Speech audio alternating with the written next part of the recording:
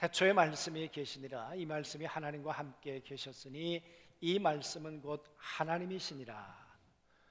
그가 태초에 하나님과 함께 계셨고 만물이 그로 말미암아 지은 바 되었으니 지은 것이 하나도 그가 없이는 된 것이 없느니라. 그 안에 생명이 있었으니 이 생명은 사람들의 빛이라. 빛이 어둠에 비치되 어둠이 깨닫지 못하더라. 만약 한 100여 년이 지나고 난 다음에 만약 안중교회 교회 일지를 보게 된다면 우리가 1월 달부터 이렇게 일지를 써서 그러다가 일지 가운데 보면 왜 이런 때는 인원이 없었을까? 사람들이 이렇게 적을까? 그랬다면 거기에 대한 그럴 만한 이유가 설명이 돼야 되겠죠. 인원이 적게 된 것은 이 코비드19 때문에 2.5단계에서 3점 단계를 오고 가는 그런 위험한 단계였기 때문에 교회가 어쩔 수 없이 방역 문제 때문에 예배를 그렇게 드릴 수밖에 없었다. 그런 배경을 우리가 설명을 듣게 되면 이해가 되겠죠. 그랬던 것처럼 성경을 읽을 때도 그 시대적 배경이 과연 어땠을까? 요한복음을 쓰게 되었을 때 이 요한복음 성경을 받아 읽게 되는 독자들의 상황이 어땠을까 그 말이죠. 그것을 좀 우리가 알게 되면 성경을 읽는 이해가 좀 더 되리라 생각을 합니다. 여러분, 요한복음을 쓰게 된 것은 약 90년 전후라고 이야기를 해요.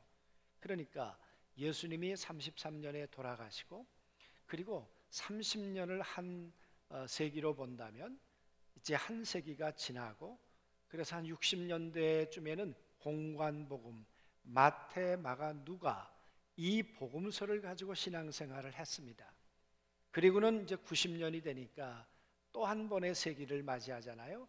그 새로운 세기를 한 30년, 그러니까 60년 정도가 지났을 때 그때 초대교회가 당면하고 있는 상황은 어땠을까 그 말이죠.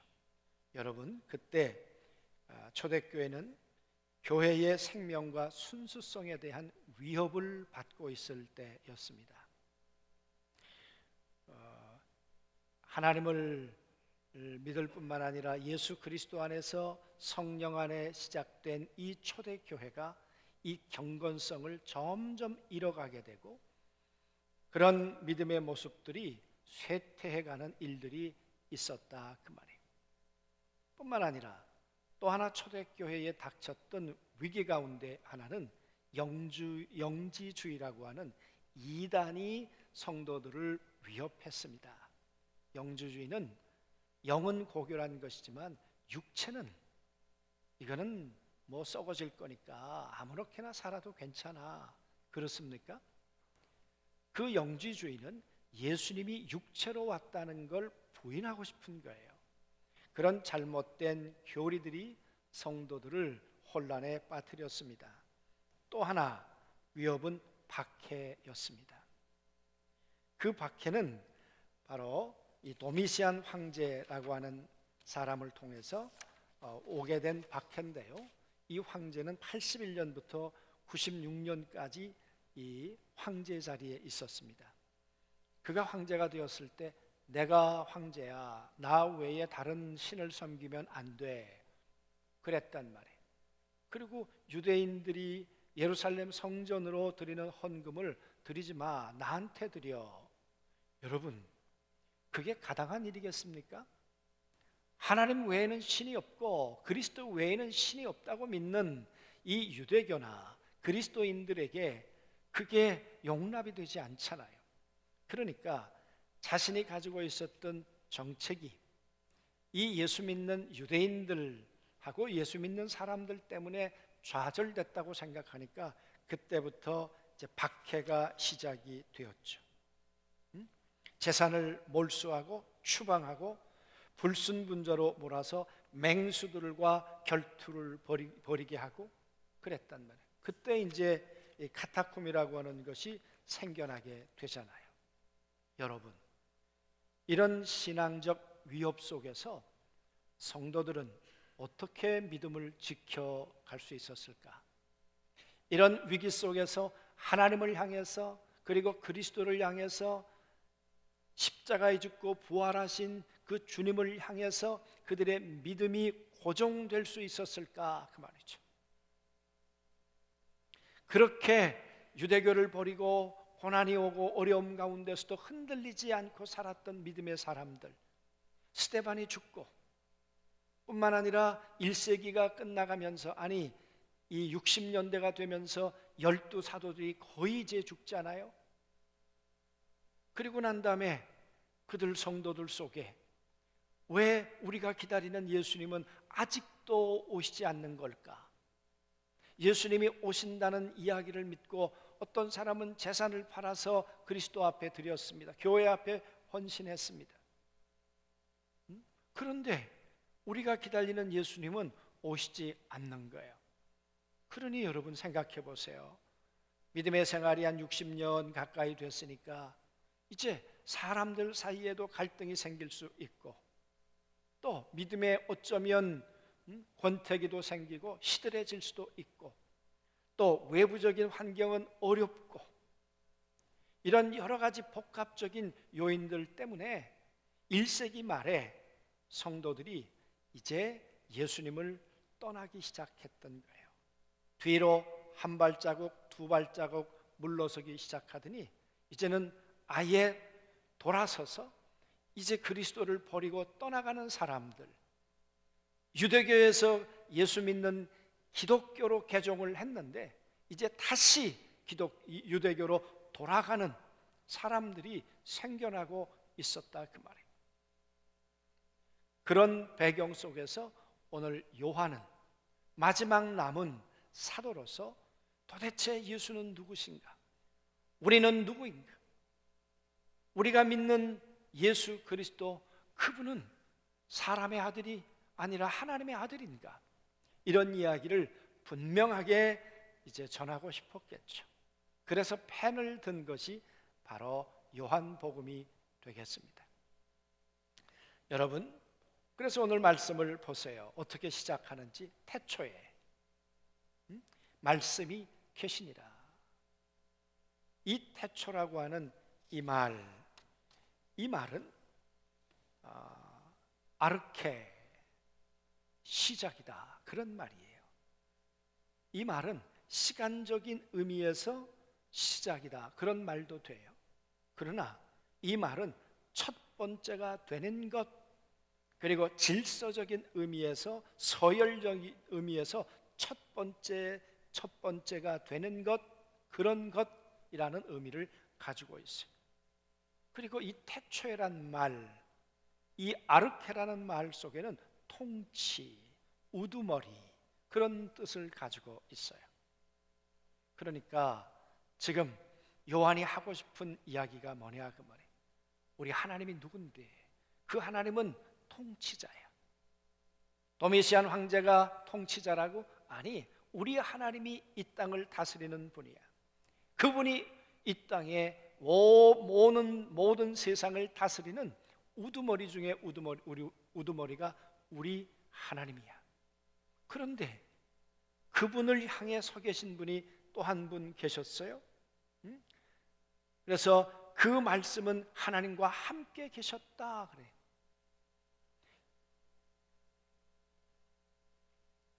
하나님이 계시고 그 하나님과 함께 계셨던 또 한 분, 말씀이 되셨던, 로고스가 되셨던 그분이 계신다. 그런데 여기 보니까 그분과 함께 계셨다, 그렇게 이야기를 해요. 영어 성경에도 그렇게 기록되어 있기는 해요. 그런데 이걸 헬라어 원어로 보니까 이게 하나님과 예수 그리스도가 함께 계셨다는 의미보다 더 정확한 의미는 예수님이 하나님을 향하여 계셨다, 그 말이에요.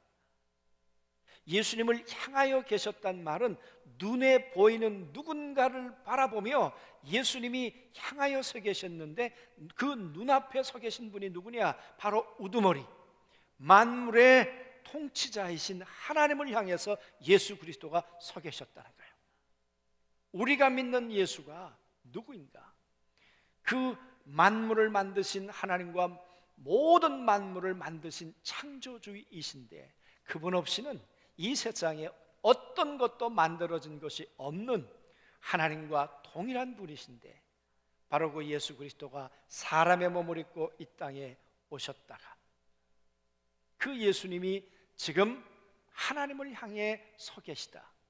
그런데 이렇게 얘기해요. 4절에 보니까 그에게는 생명을 얻었나니 그 생명은 사람들의 빛이라.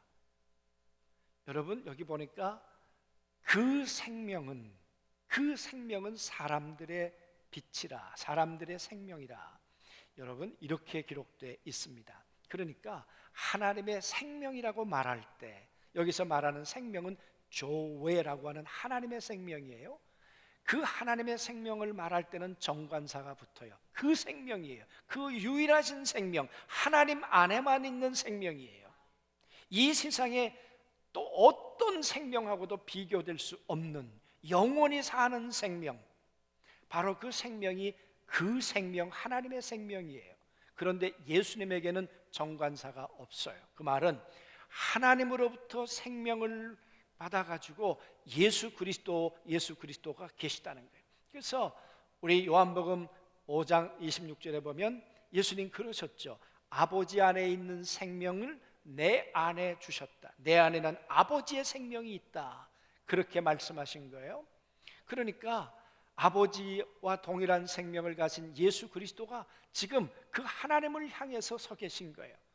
그런데 오늘 예수 믿는 사람들, 너희는 누구냐 그 말이에요. 그 생명, 그 빛, 그 빛을 받은 그 사람들이 너희라는 거예요. 그러면 무슨 얘기냐? 이 땅에 오셨던 예수 그리스도가 대제사장이 되셨어요. 십자가에 죽고 부활하셨어요. 그리고 성령으로 마가다락방에 오셨어요. 그리고 그 예수를 믿는 사람들이 예수 그리스도를 머리로 해서 모든 사람들이 한 몸을 이루어서 그리스도가 바라보는 그 하나님을 함께 바라보고 있는 사람들이 예수 믿는 사람들이라는 거예요. 할렐루야. 여러분, 한 가지 사진을 제가 보여드리겠습니다. 이해를 돕기 위해서. 여러분, 군대 갔다 오신 분은 아시겠습니다만은 이걸 사열이라고 하잖아요. 사열이라고 그러나요? 열병식이라고 그러나요? 맨 앞에 지휘관이 있습니다. 그 지휘관과 함께 모든 사람들이 앞을 바라보고 있습니다. 저 지휘관은 앞에 있는 대통령이 될 수도 있고 참모총장이 될 수도 있고 누군가 우두머리를 바라보고 있는 것입니다. 오늘 요한복음의 그림이 저 그림이라는 거예요. 예수 그리스도가 만유의 주이신 창조주이시고 우리의 통치자이신 우두머리이신 그 하나님을 바라보고 있는데, 그런데 이 땅에 있는 사람들은 그 하나님을 바라보고 싶어도 바라볼 수가 없었어요. 왜? 죄 때문에. 하나님 자녀가 아니니까. 그런데 사람의 몸을 입고 이 땅에 오셨던 예수님이 십자가에서 우리의 모든 죄를 해결하셨어요. 그리고 부활하셨어요. 그리고 성령으로 다시 오셨어요. 그리고 그 복음을 믿어 영접하는 자, 곧 그 이름을 믿는 자들에게 하나님의 자녀가 되게 해 주셨어요. 그 하나님의 자녀들은 이제 그리스도를 통해 하나님을 바라보고 있는 것이에요. 할렐루야. 그렇게 하나님을 바라보고 있었는데 그 예수 그리스도의 십자가를 통해 우리의 죄의 문제를 해결한다고 믿고 십자가를 바라보았는데, 십자가를 넘어 부활의 권능을 바라보고 부활을 넘어 예수님께서 내가 아버지께로 돌아간다고 그렇게 고백했던 것처럼 이제 나의 영혼도 아버지께로 돌아가 영원히 살 소망을 가지고 있었던, 그래서 영생을 향하여 서 있었던 초대교회 성도들이었는데 박해가 오고 영주주의자들의 혼란이 오고 이런 어려움들이 다가오니까 그들의 시선이 흔들리기 시작한 거예요. 그들이 한 걸음 뒷걸음 두 걸음 뒷걸음치기 시작한 거예요. 그러더니 그릇 행하여 각기 제 길로 가는 사람들이 생겨나게 되었다 그 말이에요. 여러분, 그때만 그랬을까요? 우리 인간들의 삶엔 이렇게 주님을 향해 서 있다가 돌아서는 일이 없을까요? 아담과 하와는 그러지 않았을까요? 다윗은 하나님을 향해 올곧게 바라보고 살다가 그러다가 여러분 뒷걸음치고 뒤돌아서는 순간이 없었을까요? 있었잖아요. 정말 믿음을 가지고 있다고 하지만 하나님을 향한 그 방향을 끝까지 유지한다는 것은 어쩌면 참 어려운 일일 수 있습니다. 여러분, 그래서 믿음은 방향이에요. 어느 방향을 바라보고 있는가? 그리스도를 향해 하나님을 바라보고 있는가? 우리가 죄를 지고 연약했을지라도 우리의 죄 문제를 해결하신 그 십자가의 은혜를 바라보고 있는가? 죄 문제가 자백되었으면 하나님은 그리스도 안에서 우리를 용서해 주셨다고 하는 이 부활의 은총을 우리는 받아들이면서 이제 죄인이 아니라 의인이 되었다고 하는 하나님의 은혜를 바라보고 있는가, 그 말이에요. 초대교회 성도들도 그렇게 살았을 거예요. 그렇게 예배했을 거예요. 그렇게 성찬에 참여했을 거예요. 그러다가 어느덧 세월이 지나면서 그들의 믿음이 흔들리는 것을 넘어 돌아서는 사람들. 그래서 오늘 얘기하는 거죠. 너희가 누구인가? 우리는 누구인가? 우리는 그의 생명을 가진 사람들이고 우리는 그분의 빛이 우리 가운데 임한 하나님의 영원한 생명을 가진 백성들이다. 할렐루야, 아멘. 그리고 우리 안에는 그 빛이 있었나니 어둠이 그 빛을 깨닫지 못하더라. 이 깨닫지 못한다는 말은 우리가 알지 못한다, 지각이 부족하다, 물론 그런 말일 수도 있겠죠. 그러나 좀 더 정확한 의미는 어둠이 빛을 이겨내지 못하고 빛의 다스림 가운데 있게 되더라, 그런 말도 되고요. 또 하나는 빛으로 오신 그리스도, 그분을 받아들여야 하는데 깨닫지 못한다는 말은 그분을 받아들이지 않고 계속 거부하고 있는 거예요. 계속 거절하고 있는 거예요.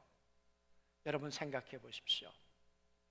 태양을 향해 걸어나가는 사람들, 반대로 태양을 등지고 나가는 사람들, 과연 이런 사람들 속에는 어떤 변화가 있을까요? 어떤 차이가 있을까요?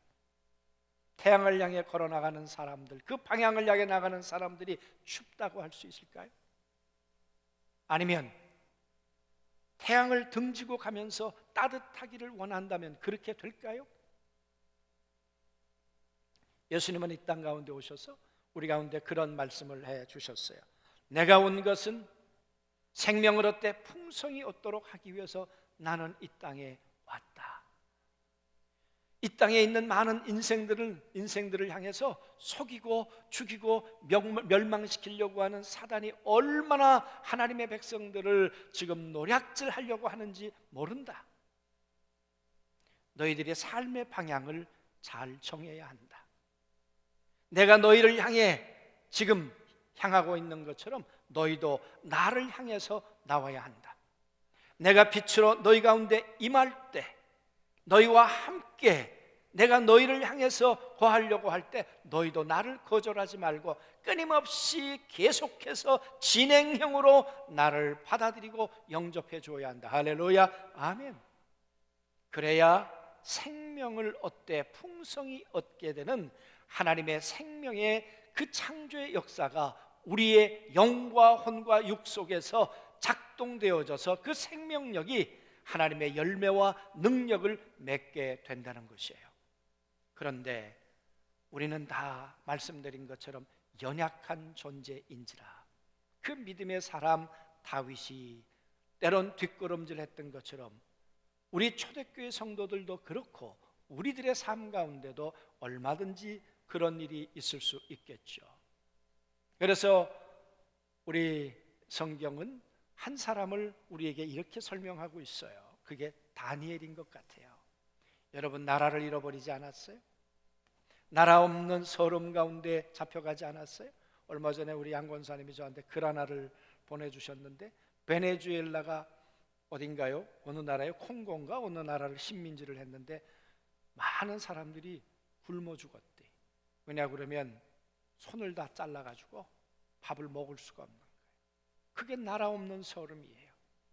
여러분, 물론 다니엘은 그곳에 가서 또 하나님의 은혜 가운데 출세를 하고 잘 살게 되었어요.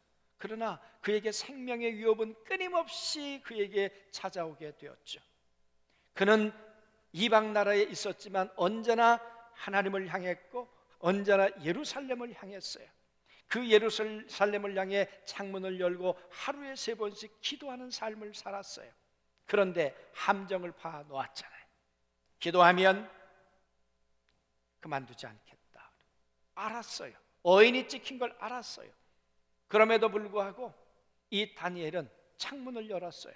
그리고 하나님을 향해 무릎을 꿇었어요. 그리고 예루살렘을 향해서 두 손을 들고 기도했겠죠. 그러다가 사람들에 의해서 그는 사자굴에 들어가고 우리가 아는 것처럼 그 풀무불 가운데 들어가게 되었어요. 하나님을 향했는데, 예루살렘을 향했는데, 믿음으로 주님만을 향해 바라보았는데, 전능하신 하나님을 바라보았는데 어떻게 하나님의 손이 무능하신가? 하나님의 손이 짧으신가 말이에요. 어떻게 이 믿음의 사람 다니엘이 사자굴 속에 들어가는가? 얼마나 두려웠겠습니까? 어떻게 풀무불 가운데 들어가는가? 얼마나 뜨거웠을까 그 말이에요. 그러나 다니엘은 그 사자굴 속에 들어가면서 뭐라고 고백합니까? 그리 아니하실지라도, 주님이 나를 지켜주지 않으실지라도 나는 후회하지 않고 끝까지 하나님을 향하겠습니다. 내 마음은 직진입니다 그 말이죠. 여러분, 하나님은 외면하셨을까요? 하나님은 다니엘을 내려다보지 않으셨을까요? 아니었을 거예요. 우리 주님은 다니엘을 내려다보셨어요. 주님도 다니엘을 향하고 계셨어요. 그러다가 천사를 보내서 다니엘을 불무불 가운데서 건져내신 줄로 믿습니다. 그리고 그를 얼마나 존귀하게 높여주셨던가요? 그의 왕이 너는 결코 하나님의 사람이로다. 결코 너는 하나님의 사람이다. 하나님을 향하는 사람, 그리스도를 향하는 사람, 부활을 향하는 사람, 하나님의 말씀을 향하는 사람을 하나님은 무너뜨리지 아니하시고 반드시 존귀하게 세워주실 줄로 믿습니다. 그래서 여러분, 우리의 믿음이란 방향이라는 거예요. 믿음이 없으면 뒷걸음치겠죠. 믿음이 없으면 뒤로 돌아서서 그릇 행하여 가겠죠. 그러나 믿음은 하나님을 향해, 예수 그리스도를 향해, 십자가를 향해, 부활을 향해, 영생을 향해, 그 방향을 향해서 넘어져도 일어나고 쓰러져도 일어나서 그 방향을 향해 뚜벅뚜벅 걸어가게 될 줄로 믿습니다. 사랑하는 성도 여러분, 요즘 우리가 사는 삶이 참 힘겹습니다. 어렵습니다. 정말 하나님이 살아계신 게 맞을까? 왜 우리에게 이 고난과 어려움이 쓰나미처럼 한 번이 아니고 겹쳐서 다가오게 될까? 경제적인 어려움, 육체적인 불안, 가정 안에 여러 가지 어려운 문제들, 예측할 수 없는 일들이 우리의 삶에 다가오고 있다 그 말이에요. 이런 어려움 때문에, 이 어려움 속에서 과연 우리의 믿음은 어디를 향하고 있는가? 점점 하나님을 등지고 뒷걸음하고 있는 것은 아닌가? 아니면 하나님을 향해서 아예 돌아서서 그릇 행하여 다른 길로 가는 것은 아닌가? 그런데 여러분, 이 성탄의 절기에 우리 주님을 생각해 보시자고요. 우리 주님이 왜 오셨습니까? 이사야서 53장에 보니까 그릇 행하여 각기 제 길로 갔거늘, 돌아서는 것 정도가 아니라 아예 주님을 저주하고 떠나버렸죠. 하나님 없다고 그러고 떠나버렸죠. 이사야서 말씀에 1장 2절에 뭐라고 말합니까? 하늘이여 들으라, 땅이여 들으라, 이 세상에 있는 사람들아 들으라. 내가 자식을 양육하였거늘 저 자식이 나를 버리고 떠났다. 외양간을 양도 나귀도 외양간을 아는데 어떻게 저 인간이 나를 버리고 등지고 갈 수 있는가? 그릇 행하여 각기 제 길로 갔다. 그러나 주님은 사람의 몸으로 이 땅 가운데 오신다 그랬어요. 그분이 오셔서 너희들의 약함을 위해서 채찍을 맞을 것이고 너희의 평화가 없음을 통해서 내가 징계를 받을 것이고 너희들의 죄악을 위해서 그릇 행하여 각기 제 길로 갔던 너희의 악함을 위해서 내가 이 모든 죄를 담당함으로 너희들로 하여금 다시 하나님을 바라보도록, 다시 영생을 바라보도록, 다시 생명을 바라보도록 그 방향을 돌려놓기 위해서 나는 내 아들을 2000년 가운데 사람의 모습으로 보낸 거야. 그게 성탄이야. 그 예수 그리스도가 마국간에 오셨듯 마국간같이 더럽고 마국간같이 어둑하고 마국간같이 냄새나는 우리 속에 생명 되신 그리스도를, 예수 그리스도를 모셔드려서 그분이 우리 안에 빛으로 임하시고 순간만 있는 것이 아니라 계속해서 그 빛의 에너지가, 그 능력이 우리 안에서 임하게 되고 역사가 되고 진행하게 될 때 우리 안에서 창조의 능력이 우리의 삶의 역사가 되리라고 믿는 것입니다. 그래서 주님은 말씀하셨어요. 예수 그리스도를 믿는다는 것은 생명을 얻는 것이고 뿐만 아니라 그 생명은 자라나 생명을 얻되 풍성히 얻게 되는 것이 그리스도를 믿는 거야. 할렐루야, 아멘. 여러분, 땅속에다가 우리가 씨를 심습니다. 근데 씨는 조그매요.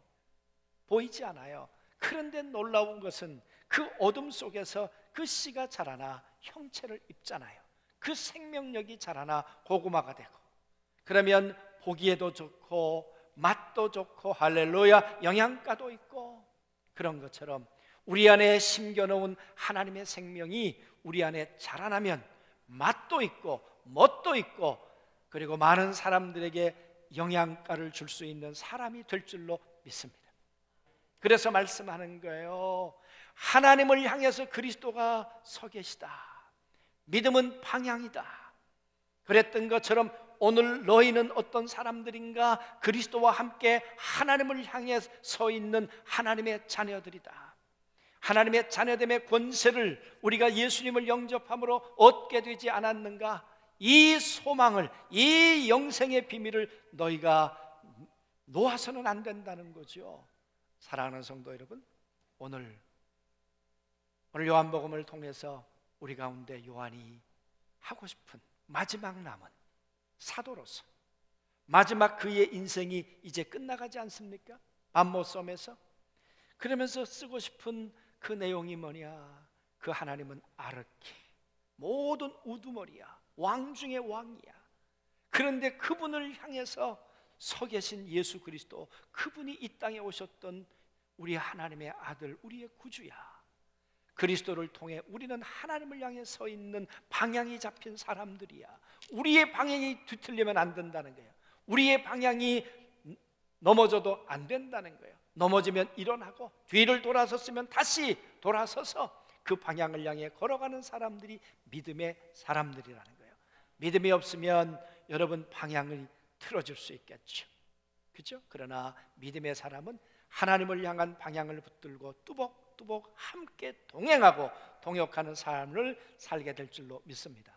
이 성탄의 절기에 정말 생명으로 오신 그리스도가 우리 가운데 빛 가운데 함께 거하시도록 우리는 그리스도를 향하고 성령을 향하고 그의 은혜를 향해 함께 걸어가는 우리 안중교회 생명 있는 모든 성도들이 되실 수 있게 되기를 주님의 이름으로 축원합니다. 아멘.